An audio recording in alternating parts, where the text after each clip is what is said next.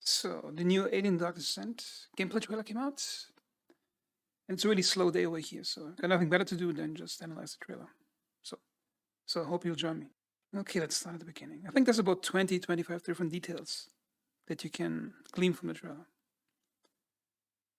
Okay, let's start with the HUD. Okay, so we get the character HUD, which is this here appears to be the amount of armor the character has, and the green one appears to be the health. Then we got rank, name, and this appears to be the stress level. It appears there's 3 stages of it. So if you fill it 100%, one goes up. I think there's some type of mental state where a character can break or somehow become ineffective in combat, or panic or run away. I have no idea. Then you got the weapon, which is I think is it the M41? It's called M41 pulse rifle. And here's the ammo. And that is one of my main concerns I had with this game when I first saw it, whether it's actually going to be tactical blood ammo, and it appears that it won't be because there's no indication of multiple magazines. This only shows you the current magazine of the gun, how full it is, which means there's probably not going to be any limited ammo for characters. Just the magazine, it gets refilled, and that's a bit disappointing. Okay, what else we have? We have a minimap and some global stress modifier. I think if there's some global event going on the map, that increases the stress level for the characters. Then up here we have the actually let's start with this one. This is a very interesting indicator for the trailer. It says undetected alien aggressiveness. And notice in the trailer there's 4 different stages. And undetected probably means that the alien hive present on the map is not aware of your presence yet.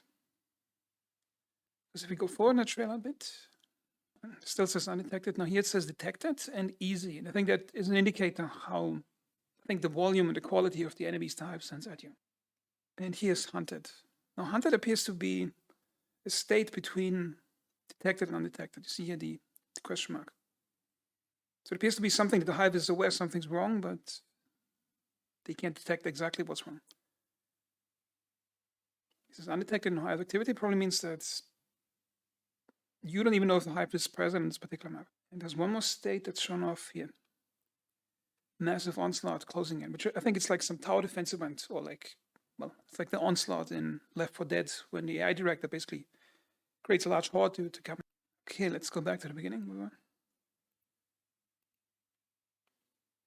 Then we got that's the squad supply. Well, later in the trailer, there's some piece of connected theory, which means those are the things that the squad carries together. Not sure what that ammo thing is.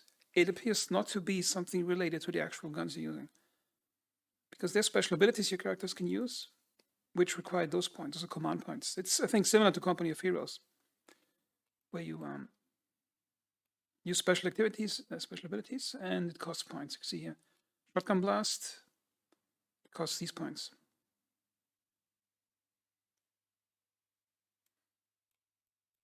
So this is a mystery. I'm not sure what that thing is going to be. Maybe it's some total ammo. Perhaps there's even some type of maximum ammo the characters can carry on themselves. Then we got some, I think, repair equipment, probably something with welding, medical items. And those have to be the iconic sentry guns from the second movie, which indicates you have a total capacity of 4 of them to deploy at this point. Here it says massive onslaught over. The hive has launched a hunt. Which means you probably defeated the large wave and the standing hunting party to see what's going on. I think the hive loses connection. That's my theory. The game AI basically tests if it can find you, if you're even present. If it finds you, it sends probing units. And if they get killed and don't come back, or if they spot you and you don't take them out fast enough, they send a larger group. So it's probably like the AI director Left 4 Dead 2. And I think that makes me optimistic about the game. If the game dynamically adapts the pressure all the time to how much you can handle, because then the game has longevity. Because then even most experienced players get a gameplay experience where they don't get bored of it. This appears to be a new alien type. No, I don't like this one. It looks too much like the honors from what do you call it? From Natural Selection. Natural Selection was a nice game, and I think it was itself obviously inspired by the Alien franchise. But I don't like that when you make new Alien games and they adapt the aliens to fit a specific gameplay niche. They should just use the existing aliens from the second movie. Okay, you can still use the one from the third movie. I didn't like the movie much, but the aliens still made sense in some way in the third movie. But anything after that is just weird fantasy.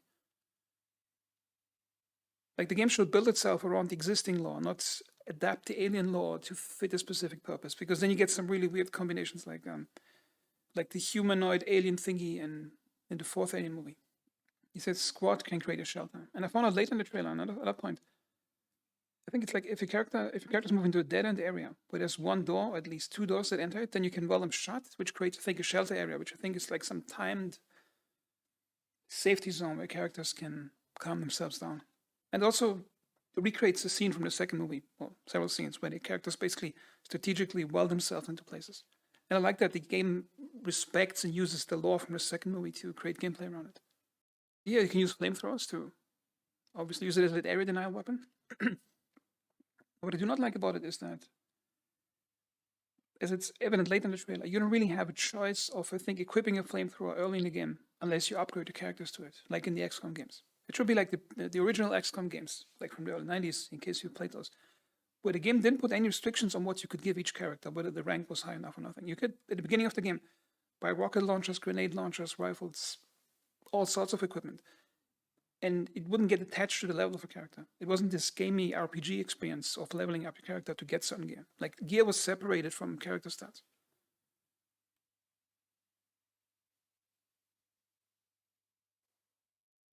And now we got the iconic sentry guns over here. Now, those appear to have limited ammo. Okay, now here it gets interesting. Let's see Otago. That's, I think, a ship in orbit that's modeled after the Sulaco from the second movie.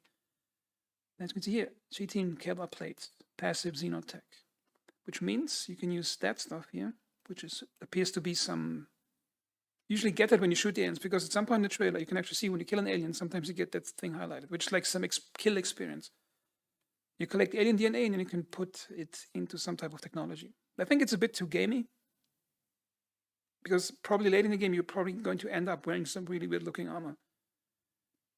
Not a good idea. They should just give players more resources, because I think it's kind of weird that the highly experienced and well-equipped space marines would have to rely on using alien modifications to upgrade their gear. It made sense in the original XCOM games, but not in the alien game, I think. But probably won't get in the way too much. Okay, the next interesting thing is that's a global map of the whole planet. Different locations, and it appears there's a planetary infestation level, which I think is like in the old and the modern XCOM games, the pressure of the global alien force pushing down on you, which means it's probably some ramping up difficulty modifier. The longer the game takes, the harder it gets like that.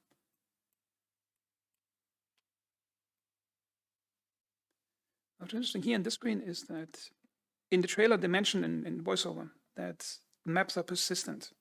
It means you can leave certain areas, come back, and if you, for example, weld the door shut, it's remaining like that. That's not explicitly said, but it's implied in the way they say it.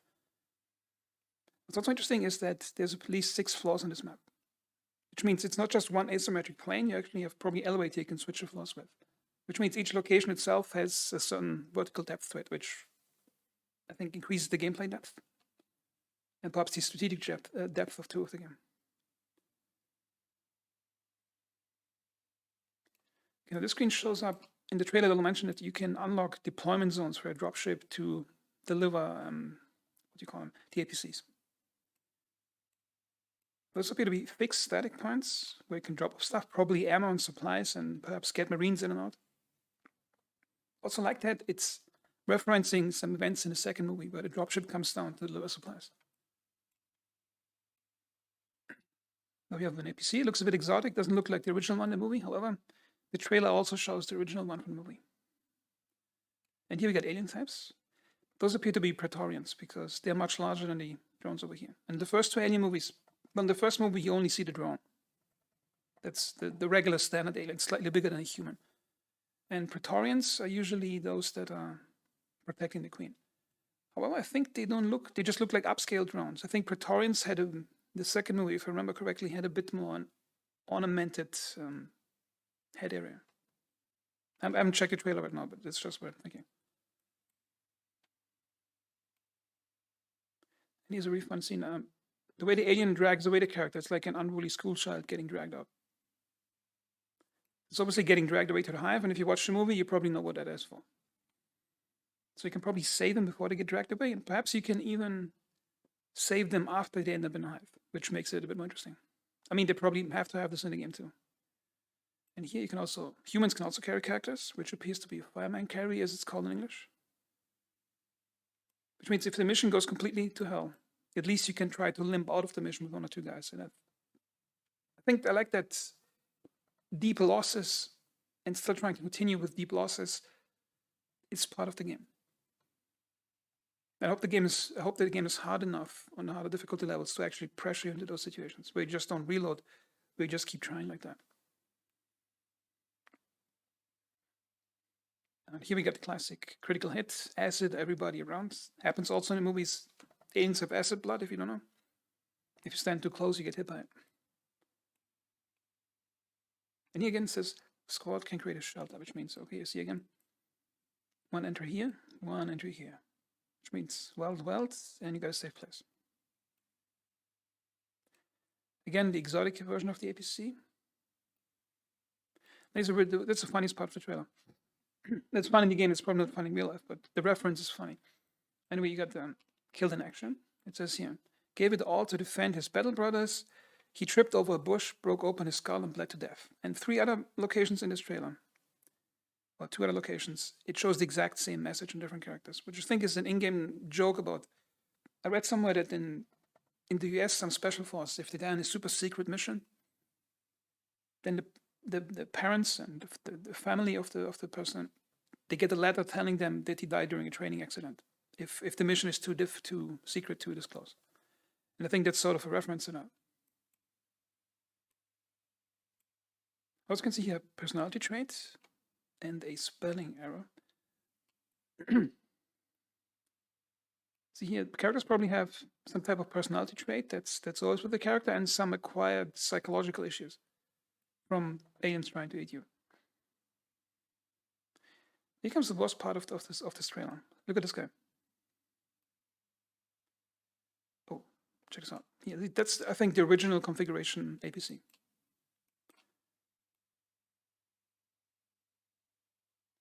Then between the missions, you have these multiple choice things. I think it's like in Crusader Kings, where you can make choices, and each choice has negative and positive effects. So you have to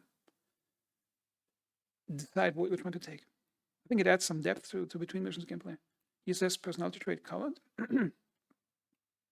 Also the carrying capacity. Notice here, carrying capacity, which means if you lose a character in combat, you lose a total chunk of all the supplies the characters are carrying with them. So there's like some squad-wide pool of items you can carry. Equipment screens, nothing interesting here. And here's the worst part of the trailer. Look at this. Why is such a character allowed to exist in this dress up in an Alien franchise game? This looks like a Fortnite character. Look at this. A superhero cape, then a hoodie, some weird night vision thingy. Like, that shouldn't exist in a game. They should just source the original second Alien movie. That's the best Alien movie, I think. The first one is also nice in terms of design. And just use that stuff. And don't make up any extra stuff to make it look cool. Because my guess is that's going to be some microtransaction stuff. Again, I have no problem with microtransactions if they don't damage the artistic integrity of the game. Or the cohesion of the game, artistically. So I'd rather pay for photorealistic chest armor pieces like Hicks Warhead in the movie as a microtransaction item than these Fortnite skins. Because that has no place in this game.